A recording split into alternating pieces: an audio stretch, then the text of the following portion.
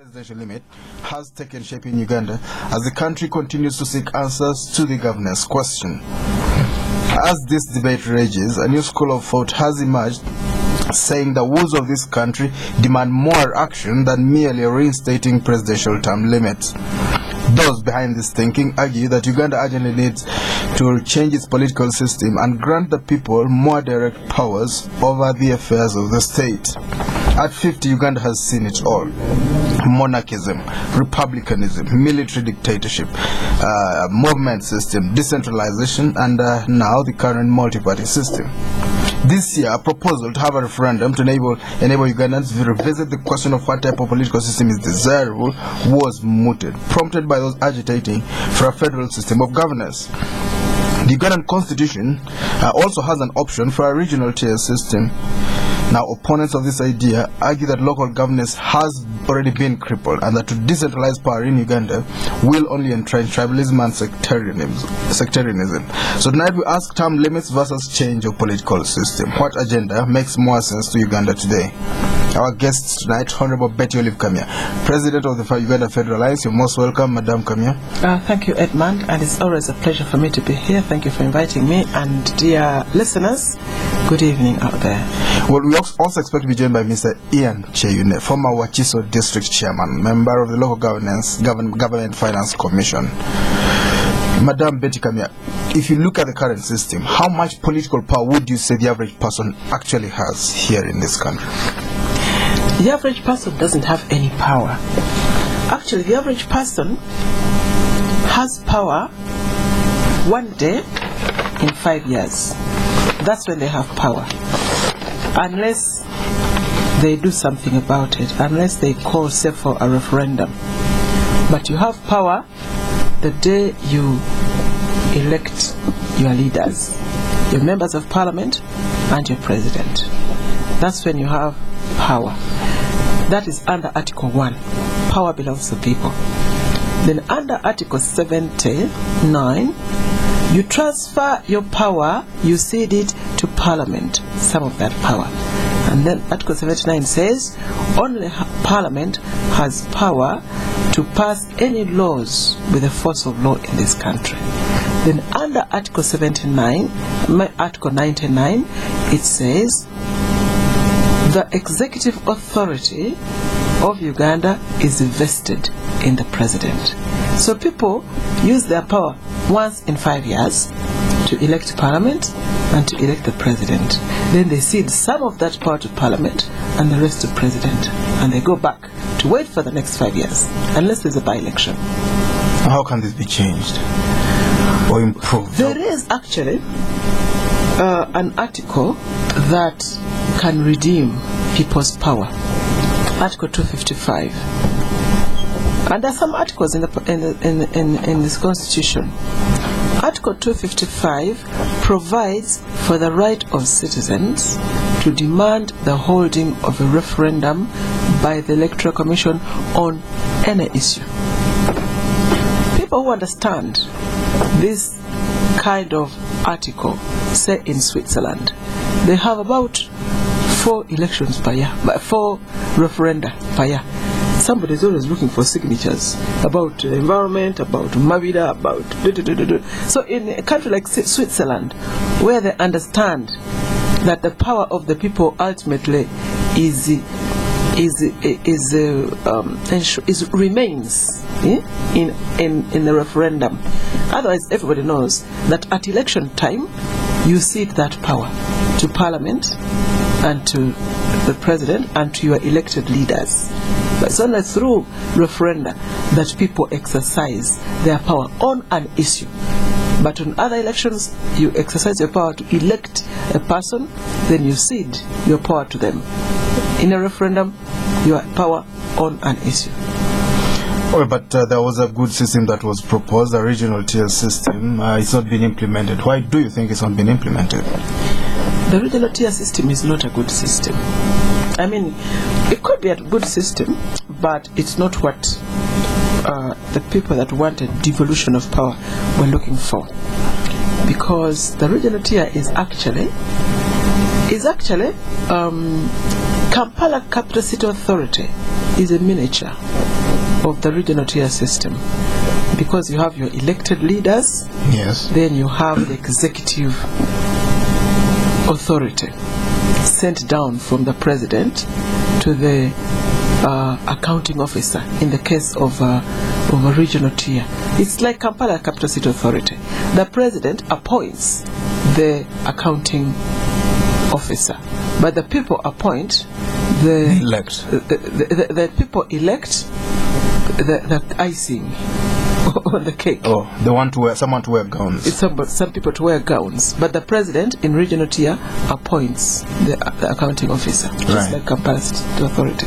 And why do you think it's not been implemented? Well, first of all, it is very controversial. I think it is loaded with lots of things. So it didn't, although it was passed by Parliament, but it might find a lot of resistance in implementation. Where would that come from? From the people that demand for real autonomy, federalism. You're not going to cover their eyes, blindfold them and say, here is federalism, when you're really giving them a plastic flower. Plastic flower that does not attract bees. Exactly. Well, listeners, this is Spectrum on Radio 1. Tonight we're hosting Honorable Bettie Kamya, President of the Uganda Federal Alliance, with very, very interesting views all the time on any topic that you catch her on. We expect to be joined by Mr. Kyeyune, former Wakiso District Chairman, also member of the Local Government Finance Commission. Our topic tonight, charting the political destiny of Uganda. Term limits versus change of the government system. Which is more crucial? We'll be talking about term limits and what it means. Dr. Besije was quoted in the media as saying he's not really taken up by it because it could still be abused. Madam Kamya, how would federalism, according to your own definition, play out? First of all, federalism is a broad, universal concept, the effect of which is to share power between the center and the regional governments. That is the broad concept of federalism, and that's the effect of federalism.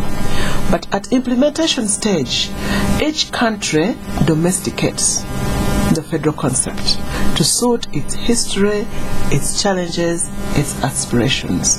Hence, the federalism of America is different from that of Malaysia, is different from that of Germany, is different from that of Switzerland.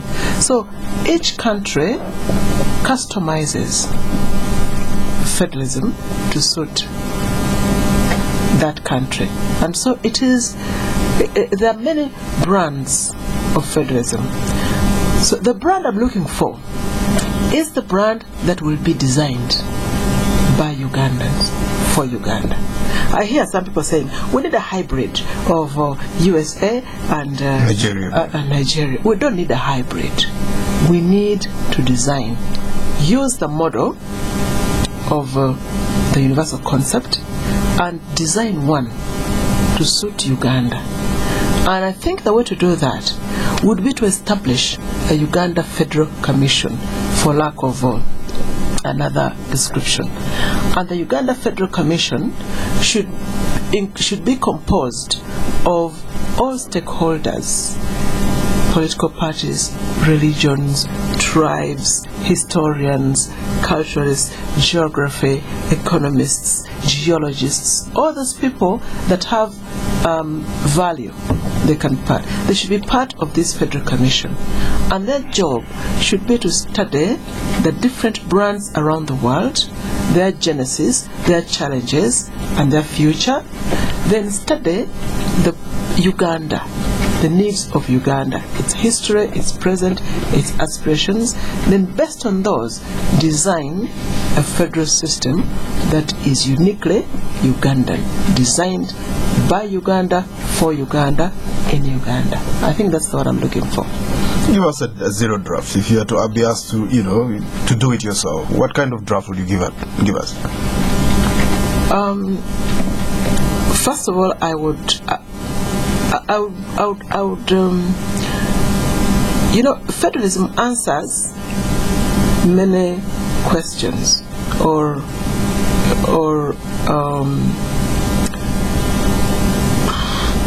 questions. Let me say, answers many questions. Yes. They may be geographical, they may be trying to correct historical or regional or economic imbalances. It can answer that question. It could even answer minorities, issues. It could be used as an affirmative action tool. Used as an affirmative action tool. Yes. Excellent words. So those are the things that you need to study. But the important thing, the basis of our demanding for federalism, is because we have tried a centralized system, and what happens is that the entire country contributes to the center by force. Yes. They just so the center sort of siphons. It's a funnel from the whole country. Yes. And they don't send it back. The resources remain in the center, and what happens? They are just abused. Only about 500 people. 500, and I can name them. The presidency, cabinet, and parliament. Those are the groups who sit on our basket of resources and share it out as they want. And then the crumbs is what they send back. So our basis of demanding that people remain with their resources is because when you don't send everything to the center, then there will be nothing to steal, or little to steal, and people will remain with their resources. Yes. Well, we'll talk about resources a little bit later. For instance, I would like to know how you would parcel out the oil revenues when that time comes. And maybe before we get to that, how different, Madam Kamya, is federalism, your brand of federalism, as you would advocate for it, from monarchism and the regional tier system? Monarchism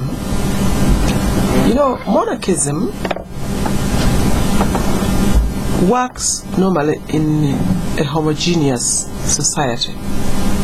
And in a homogeneous society, the challenges are different from a highly diversified society. Yes. That is why you find countries like that have operating monarchies. Their challenges are different. They are not about diversity, especially among people. Yes. So, you're talking about the British, the Swazi, for instance. Yeah, the Swazi, for instance. They speak one language. They speak one language. So, or say Bunyoro, before whatever they spoke before the monarchies were detoothed, or Buganda. The challenges were different because people spoke one language, they're one culture, they're really basically homogeneous. Or countries like Norway, 80% of the people are Norwegian, so their challenges are different from, say, Malaysia, or Nigeria, or Britain. Britain also has got 4 tribes, very distinct tribes. That's why the centralism failed after 500 years of trying to live as Britain and promoting Britishness, the British language, the Union Jack, God Save the Queen, the national anthem. Those are British. People sing them on formal functions, but when they go home, they cheer. They get tribal. They go tribal, and they cheer their teams. Scotland sends a team to the World Cup, and Northern Ireland sends a team. And during the last World Cup, there was Team GB, Great Britain. But it did not have passion. There was no passion around Team GB. But the passion was for England and Scotland and Northern Ireland and Wales. That's where the passion is, after 500 years. But then they've remained together because they sorted out the centralized system and allowed the regions to devolve, to become autonomous. So it's a pill that can cure many ills. Well, in Uganda, we've had several tribal kingdoms, Buganda, Bunyoro, and others. How would you play it out? Is it not possible to have the different kingdoms have autonomy and then the others create some? We can create some kingdoms. No, we don't need to. People should do. You don't need to. They are just like we are now. People who have no kings are happy not to have them. Well, but if you want to have a unique, a common system that appeals to, that works for everyone. Well, it can't. That's the whole How would you do it? Let's talk about that. That's the whole point of federalism. As it is now, except that you give them authority. You allow them authority, the constitution, not you. As it is now, the only thing missing is that people don't have authority in their respective geographical... They are cantons. In Switzerland, call them cantons. They call them cantons in Switzerland. So, I don't want it... I wouldn't want it to be a tribal thing. Yes. For me, it's more an economic and geographic concept. My concept is more economic. Yes. And more geographical. So if that geography falls within a homogeneous region, well and good, then it works out. But my answer is more economic. The answer the question I'm trying to answer is more economic. Okay, well that's basically power. But let's talk about the structure. I mean, the level of the amount of power that you give out would probably be a detail. Let's look at the structure to begin with. Would you be looking at bring back the provinces that you had before? Bunyoro, East Mengo, West Mengo, Karamoja, and so on, Acholi, Lango. Are those kind of demarcations we would have for regional governments? I think so, but it would also depend on. For instance, there's those that are big enough to be economically viable.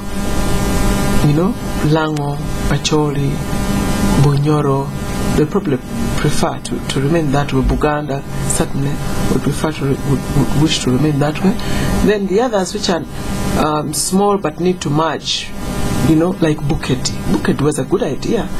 Buketi has many tribes within Buketi, and it worked, because up to today people say even for us in Buketi we want this, because it did work.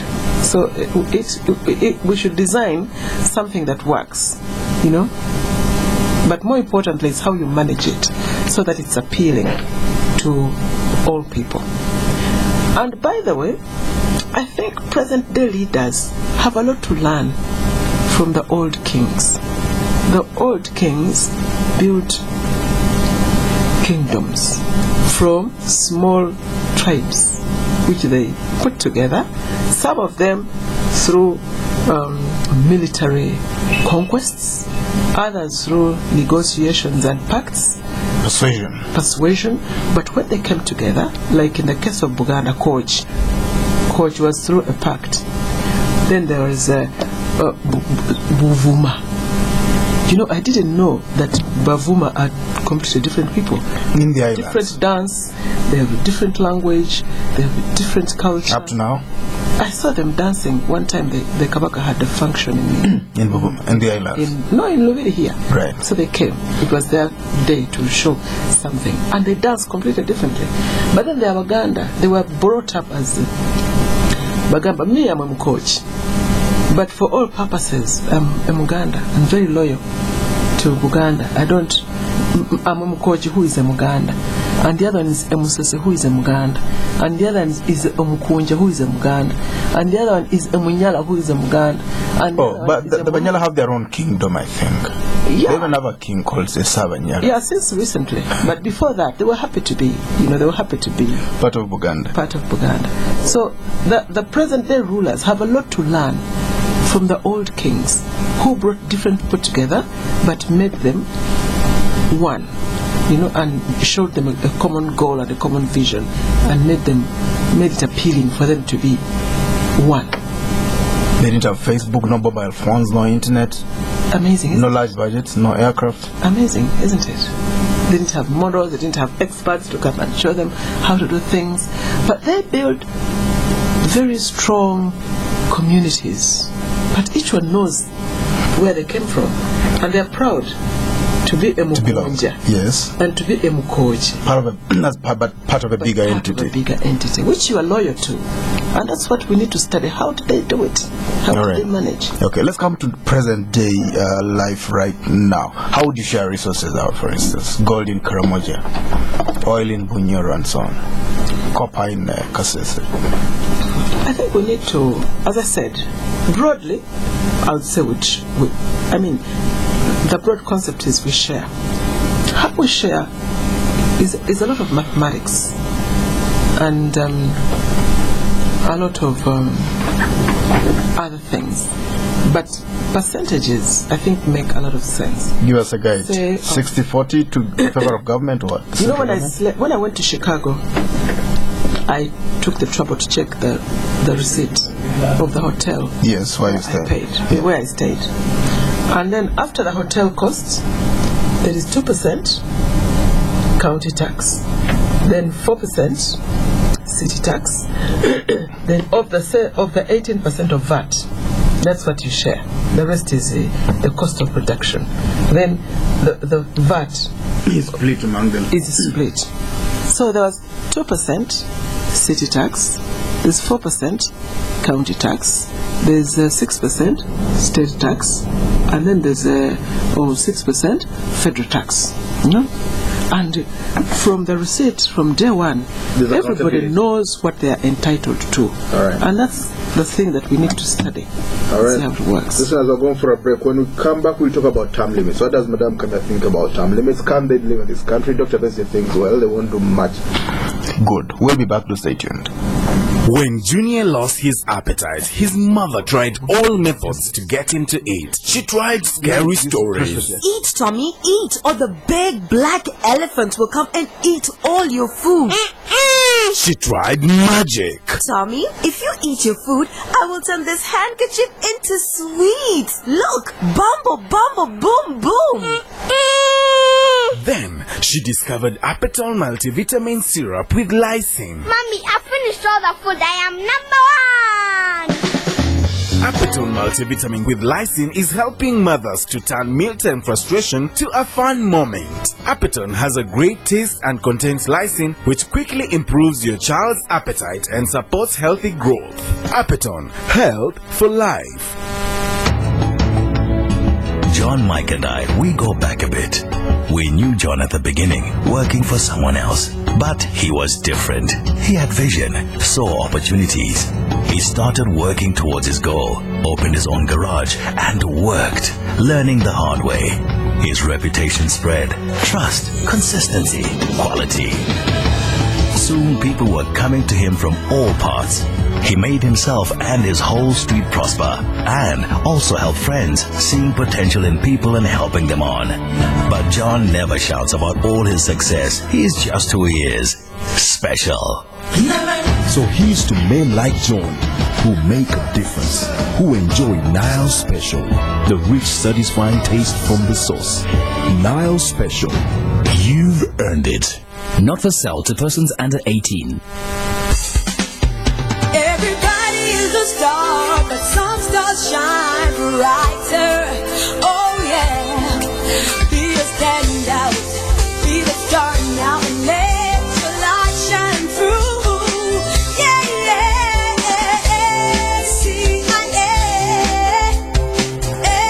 CIA, be a standout, be the star now and let your light shine through. The Uganda Communications Commission is celebrating initiative and originality in the communications sector with the annual Communications Innovation Award, ACIA, on the 18th of May 2012 at the Kampala Serena Hotel. The occasion will be graced by Vina Rawat, Vice President of BlackBerry. ACIA 2012, making life easy through innovation. Accept no substitutes. Radio 1, FM 90. Welcome back under the spectrum tonight, chatting the political destiny of Uganda, term limits versus change of the government system. Which is more critical and crucial and needed? Our guest tonight, Honorable Bettie, Kamya, President of the Uganda Federal Alliance. The second guest could not make it, Mr. Kyeyune, former Wakiso District Chairman. You will be able to call in and ask questions or make general comments or contributions to this discussion before the night is before the evening is out. Madam Bettie, talk to us about term limits. There was an article in the newspaper yesterday saying you didn't support the restoration of term limits. Why is that? Actually, I do.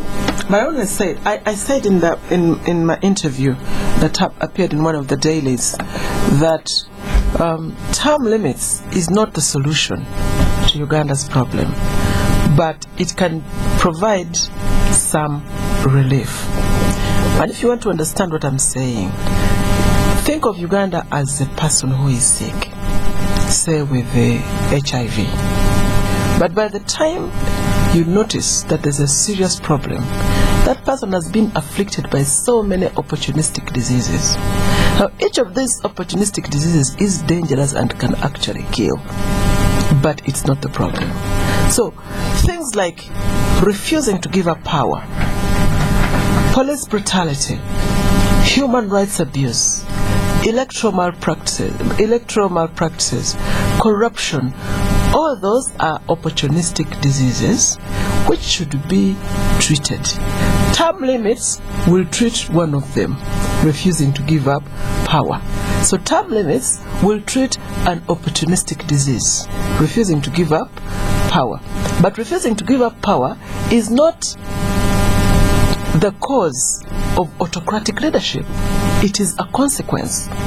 So we need to stop putting so much emphasis on dealing with consequences and start looking for the cause. And the cause of autocratic leadership is a system that centralizes power in the hands of one person.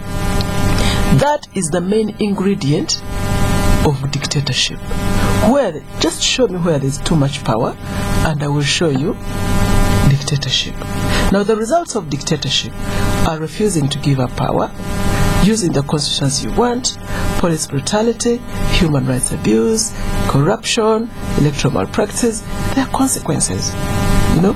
And so you can deal with the police brutality, say we shall do ABCD. You are treating an opportunistic disease. Yes. You are not treating the problem. Well, but at some stage you need to arrest the situation, to contain the situation before exactly. That's what I'm saying. If somebody is, for instance, vomiting, yes, very, very much, you give them a placebo. Because they can die. You might stop the ARVs. You must give them something to stop the vomiting yes, even before you give them the ARVs. Yes. Because now vomiting can kill you. It's an emergency. But it's an emergency. But the vomiting is arising out of, say, later you dig up the roots, but first of all, stop. Exactly. Yeah. So term limits, what we're saying is term limits might help to prevent leaders from refusing to give up power. But a leader who is a dictator, who is, a dictator who is you see, now with Museveni, he's 25 years. He's been 26 years in power, yes. He's old and tired. And you think he's an old man? He looks very energetic when I look at him. He's an old man and tired, and maybe has achieved a lot of what he wants to achieve. I would even go as far as that.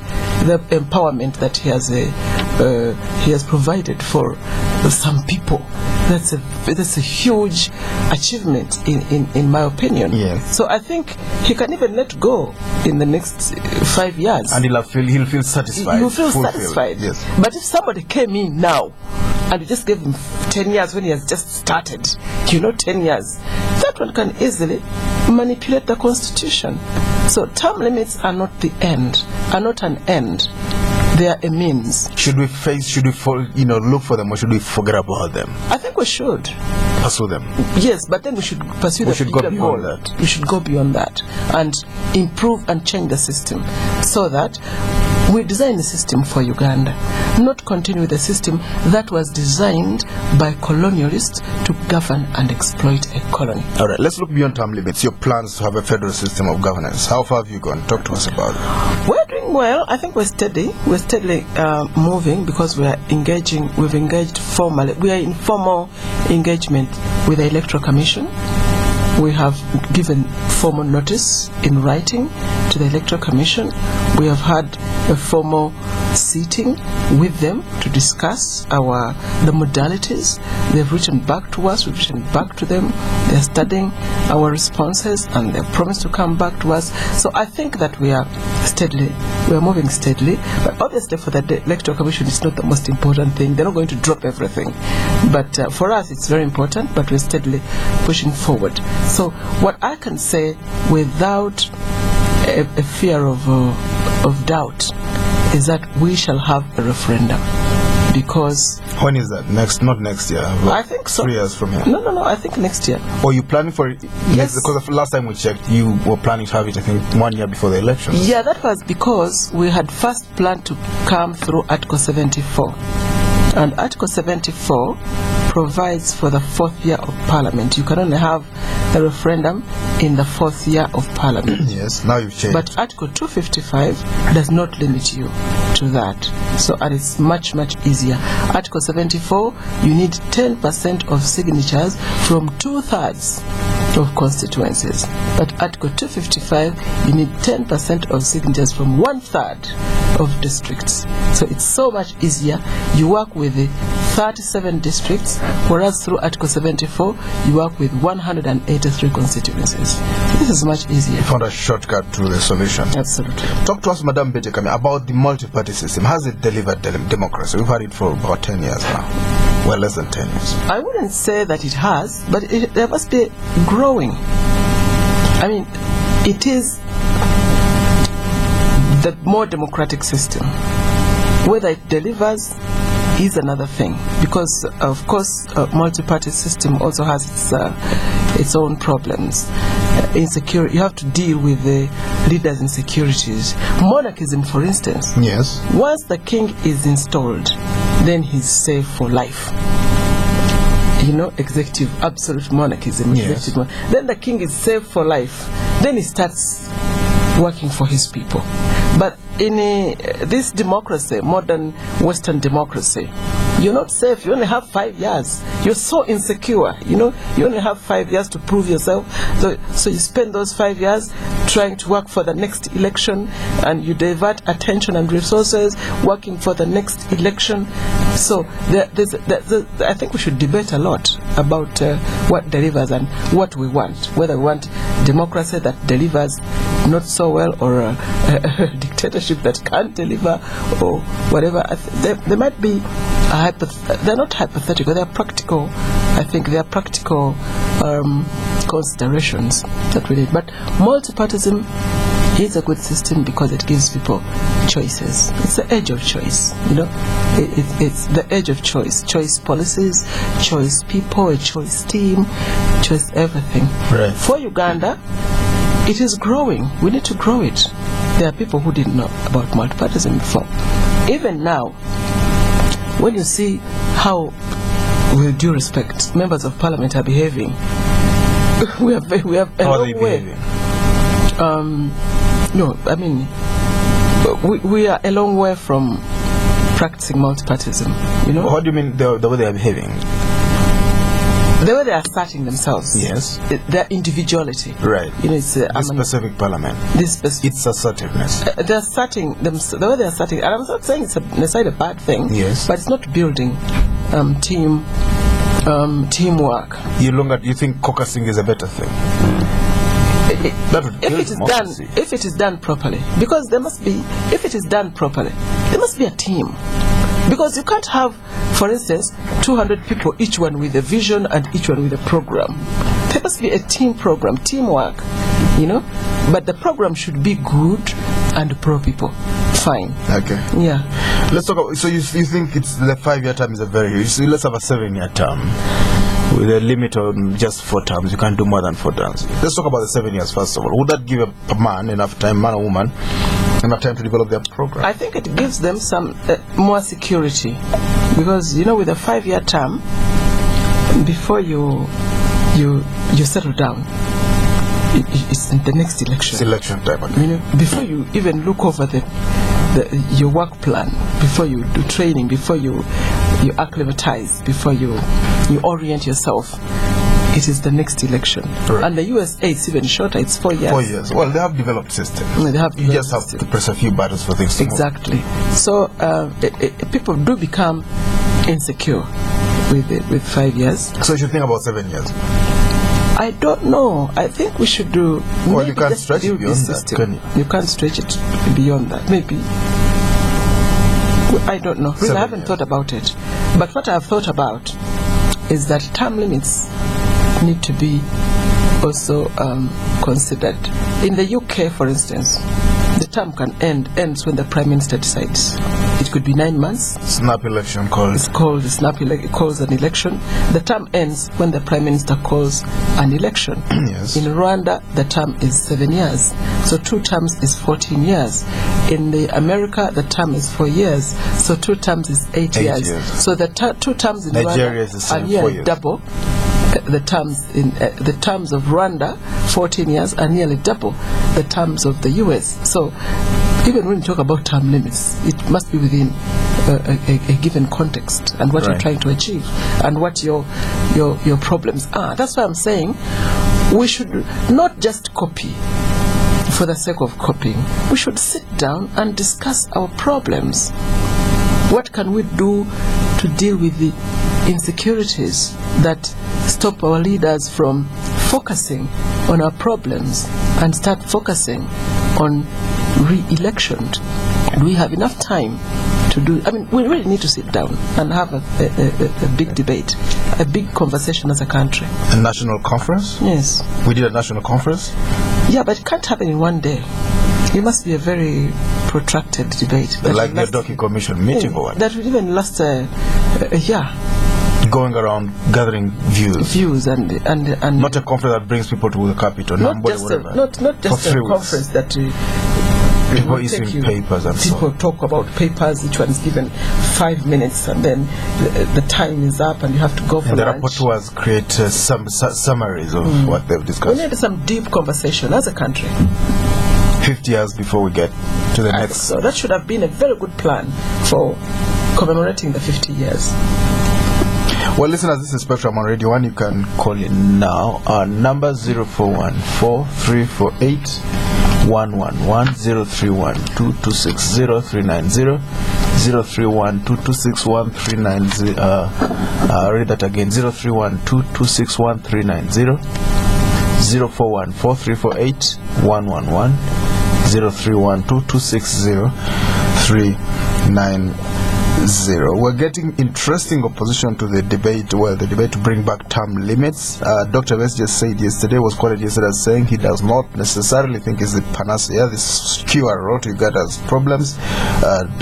Honorable Bettie, Kamya, President of the Uganda Federal Alliance, says the same. He says we need to look beyond term limits. She says multi-party democracy has helped to a certain extent, but it can't go far enough. Give us, as we wait for the callers, give us some more detail about your plans for the referendum. How can we expect it to play out? You know, the referendum is very... Once you decide to hold a referendum under any of the articles provided in the Constitution, I'm going to limit myself, say, to Article 255. Once you have the signatures, then the Referendum Act takes over. Yes. And start regulating the whole process. Because once you have the signatures and you submit them to the Electoral Commission, the Electoral Commission is given 2 weeks to verify the petitioner's validity. And after those 2 weeks, they must issue a certificate of compliance. Then the Electoral Commission has 1 month to declare the date of the referendum. Yes. Then after, when they've declared the date of the referendum, they have 1 month to frame the referendum question. After that, they have 2 months to do voter education. After that, there is the general campaign. Then you must have a referendum. So it is a tight jacket, a straight jacket that does not depend on the whim, or you cannot just wiggle out of it once you've submitted the signatures. That's why I love it, because it's the Electoral Commission. Government has no role to play. The Electoral Commission is the regulatory body, but Parliament comes in when the Electoral Commission presents a budget, the referendum budget. So government has no role in the whole thing. They can play a role by being either on the yes side or the no side, but not as a regulator. Not as a regulator. That's the beauty of it. All right. What's the biggest failure of the NRM? I've been here 25 years. You need 2 hours to talk about that. You need a lot of time to talk about that. But I think the biggest failure now is failing to show people predictable plans, a predictable future. I think that's a terrible thing, because people should know what's going to happen. But there's so much insecurity now. People are so worried, the whole country, that there is a general discontent. General discontent is not speculation anymore. It's reality, and I think it's a product of government's failure to provide a predictable process that leads from one thing to the next. Well, but have elections every 5 years. That's the only predictable thing. And what's wrong with that? That's what you need. What's wrong is that between that, everything else is unpredictable. Well, but you have... And even that may be predictable, yes, to a certain extent, that we shall have elections which will not be organized well. That is predictable. And then, of course, the total disrespect for many things that are important. That is also very key. I mean, how can the president say Mutavira is very important for this economy? He can't go. For me, that one... What's wrong with that? He's giving a guidance, got some guidance, important guidance. Yeah, but if he steals our money, if he uses his office, if he's there's nobody who is indispensable. There isn't. Well, but you take them out when they've made a mistake, not for any reason. Then don't tell us about his indispensability. Tell us that he did not make a mistake, but not that he's indispensable. That this economy depends on him. I can't accept that. Well, but democracy will have multi-party system, will have a parliament that's vibrant, will have elections right from the top to the LC1 level. What's wrong with that kind of system? What can go wrong? We have all that. Theoretically, we have all that. But you know what? People need to understand the power at the center. Power given by the Constitution. According to the Constitution of Uganda, yes, the president is the head of state, head of government, commander-in-chief of the armed forces. He also appoints the prime minister, the vice president, all ministers, all judges, heads of statutory bodies and their deputies, heads of government institutions and their deputies, RDCs, permanent secretaries. I mean, the president is the sole employer, is the sole provider, he's the sole benefactor. Give one person that kind of power, even that person, if that person is Angel Gabriel, there will be problem in heaven. So that power, the results of such power is that the whole civil service is actually working. Is beholden to one man. Yeah, it's beholden to one man. You know, so the other people, they have the titles, they have the whatever, but at the end of the day, he can call the shots. And I think that's where our biggest problem lies. How about a parliamentary democracy like the one in Britain? We even had it here in 1980. Would it help? Where you choose MPs and the winning party chooses the president. Actually, I prefer the presidential democracy. Yes. I prefer the system the current where people system. Choose their own president. Their president, yes, directly. But his powers should be curbed. I mean, look at the USA. The president campaigns with a running mate. He does not appoint the running mate, and he cannot fire. You can't fire him. He can't fire him, and a lot of power lies with the governors. In the regions. Yes. So the president has got limitations. He's limited. He has boundaries. Look at the UK. The president is the head of government, but the Queen is head of state and commander-in-chief of the force. Look at Kenya. Kenya, the president does not appoint the chief justice. He does not appoint the deputy chief justice. He does not appoint the chairman of the electoral commission. He does not appoint the commissioners of the electoral commission. In fact, the president's power in Kenya has been slashed almost 20% because the budget in Kenya since that 2010 referendum, the budget, central government is responsible for 20% of the budget. 80% of the budget is now controlled by the counties. Yes. There are 47 counties. So countries have taken steps to reduce the powers and the influence of the president. Except Uganda. Uganda, it's incredible. You know, the president appoints everybody, and also is in charge of the treasury, and also of the army. I mean, who can touch him? No one can touch him. So we have to deal with the power of the president. That system was designed by colonialists because they needed control, so that they can exploit without accountability. But that was for colonialism. It cannot be a system for an independent state. And what chances do you have in pulling your ideas through the referendum and the federalism? I think we stand a very good chance. Yes. When the timing is perfect. Couldn't be better. If we tried it maybe 10 years ago or even 5 years ago, it would have been a very uphill task. But the timing is perfect. All the regions have built enough capacity, one, to know what's going on and to see what's happening around the world, and we have tested the centralized unitary system for 50 years. It has not worked, and regions are more aware of the resources.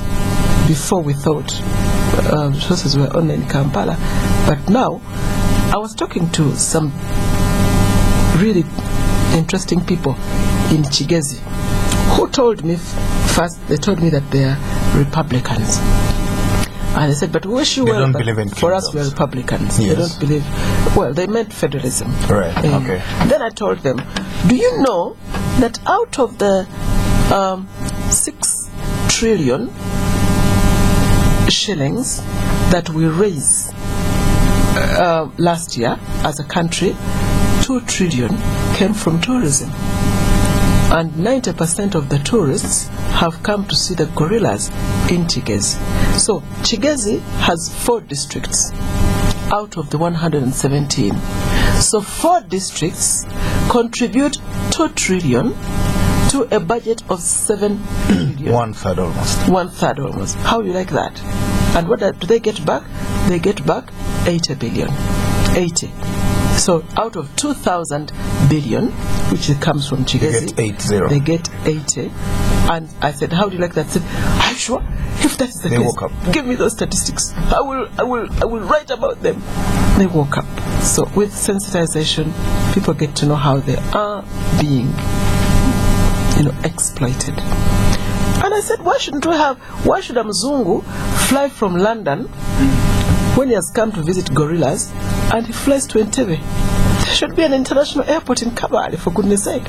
Why? They come direct. 7 hours to come from London to Entebbe. Yes. By air. Yes. Then you take another 7 hours on the road from Kampala to Kabale. Whereas, if they had their own airport, it would take the same 7 hours from London to Kabale. Yes, people would arrive direct. Exactly. So, and once you tell people things like this, they wake up and say, if this is what you mean, you are absolutely right. Because for them, everybody thought federalism was about Buganda, because it had been Bugandanized. And how are you funding this program? Sorry? How are you funding it? It's a lot of work. Yes, it is very hard. We are doing very huge sacrifices. Very huge sacrifices. We also fundraise from our diaspora partners. They're doing a lot of work. But right now, we really are cash strapped, and we're calling out people out there who agree with us. Please. To come and fund the federalism debate. Yes. The federalism. You've not spoken to donors, Western donors who believe in your political system? We do. Or corporate, well, maybe not corporate donors, but institutional donors, for instance. We do, but especially the international donors. It really embarrasses me to be thinking of running to having to go to talk to them. To international donors. It's very embarrassing, and I really look forward for the day when we shall not be running for everything. Even holding a meeting, a consultative meeting in Kampala, between political parties. Yes. Do you know that they go to a donor? Because you need to buy coffee in a good hotel. It's terrible, isn't it? We can't raise our own funds. You know, MPs from each of these political parties who earn 20 million shillings, they can't drop a coin in the box. They can't drop a coin in the box. If they want to meet in the Sheraton, they make phone will calls. Go to a donor, and the donor will fund that. I really find that embarrassing. But the problem is that we don't have donors speak to parties with MPs, parties in parliament. You know, they would rather. They are not yet talking to parties outside parliament. Right. So it is a big problem. All right, well, we have to go. Thank you. We apologize. There was a problem with the phone line, so we couldn't receive your phone calls. I thank you very much for tuning in. I must thank our guest, Honorable Bettie Olive Kamya, President of the Uganda Federal Alliance. Thank you very much for coming to Spectrum tonight. Thank you too. It was a pleasure. Thank you for tuning in. I've been your host, Edmond. So Spectrum will be back tomorrow. We believe that the phones will work tomorrow.